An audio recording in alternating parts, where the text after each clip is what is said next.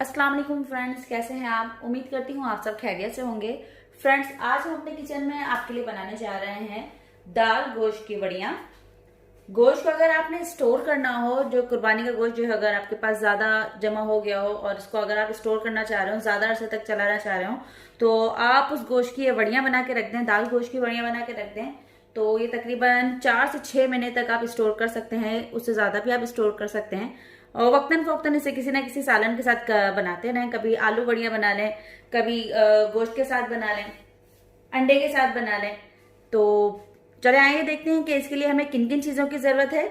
सबसे पहले हमने गोश्त ले लिया है 1 kg, ये बीफ है हमारे पास। के अलावा एक दरमियानी हमने प्याज ले ली है, अदरक 2 से 2.5 इंच का टुकड़ा लिया है, लहसुन की चंद कलियां ले ली है, गरम मसाला पाउडर 1 टेबल स्पून, भुना और कुटा हुआ जीरा 1 टेबल स्पून, 1 टेबल स्पून ही हमने धनिया लिया है, इसको भी हमने भून के कूट के रखा है।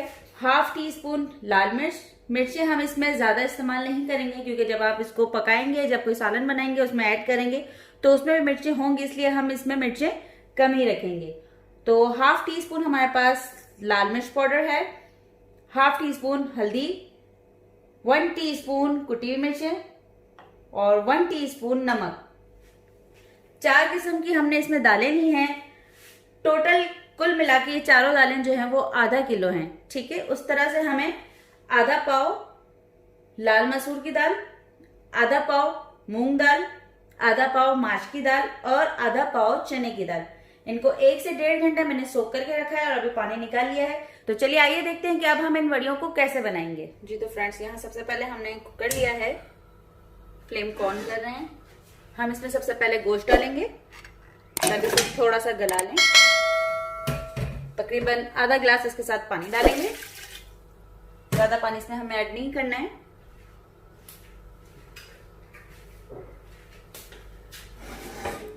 प्रेशर लगा देंगे इसे।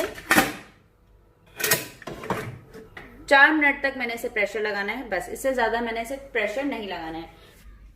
ठीक है फ्रेंड्स, तकरीबन इसे 6 मिनट मैंने कुक किया है और इसके अलावा मैंने इसकी स्टीम नहीं निकाली थी, इसी स्टीम में मजीद इसे मैंने गलाने के लिए छोड़ दिया। जब पूरी स्टीम निकल गई उसके बाद मैंने इसकी लिड हटाई है और अब ये देखिए आपके पास सामने ये इतना सा पानी रह गया इसका, जैसे कि आप देख रहे हैं। बस इसी पानी में मैंने बाकी चीजें अब ऐड करनी है, मजीद कोई पानी मैंने इसमें ऐड नहीं करना है। एक एक करके सारी दालें ऐड करेंगे। दालों का भी पानी मैंने निकाल दिया है, ये पानी भी ऐड नहीं करेंगे। माश दाल, मूंग दाल, लाल मसूर दाल और ये लास्ट दाल है हमारे पास चने दाल। अदरक, लहसुन और प्याज ये एक साथ ऐड कर देंगे। लाल मिर्च, हल्दी, नमक और कुटी मिर्च ऐड करेंगे। अच्छे से इसे एक दफा मिक्स कर लेंगे। पानी अभी मैंने इसमें कोई भी ऐड नहीं करना, इसी पानी में मैंने अभी इसे कुक करना है। फ्लेम ऑन करेंगे। चंद मिनटों तक हम इसे मजीद कुक करेंगे। ज्यादा हमें ये कुक नहीं करना है, बिल्कुल हमें दाल गलानी नहीं है, मैश नहीं करनी।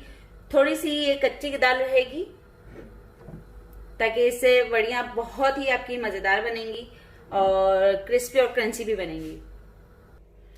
ये देखिए फ्रेंड्स, तकरीबन 4 से 5 मिनट हमने इसे मजीद कुक किया है, पूरी तरह गलाया नहीं है। दाल देख रहे हैं आप, थोड़ी थोड़ी कच्ची है और थोड़ी पक्की है। फ्लेम को हमने ऑफ कर दिया है। आइए अब इनसे मजीद आगे चलते हैं। जी तो फ्रेंड्स, अब हमने इसमें से बोन्स को अलग कर दिया है।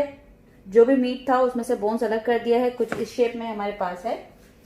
भुना हुआ कुटा हुआ जीरा 1 टेबल स्पून था हमारे पास। धनिया भून के कूट के धनिया लिया है, ये भी 1 टेबल स्पून है।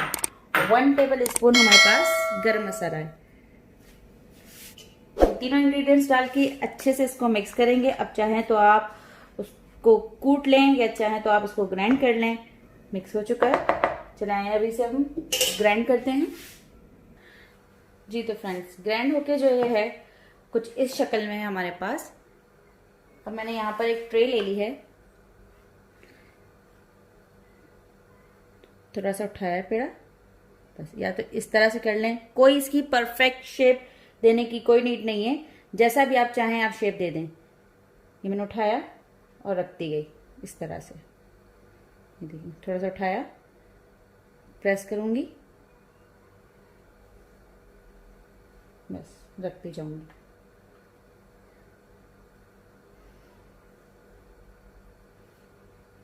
ये देखिए इस तरह से, देख रहे हैं आप कितना इजी है।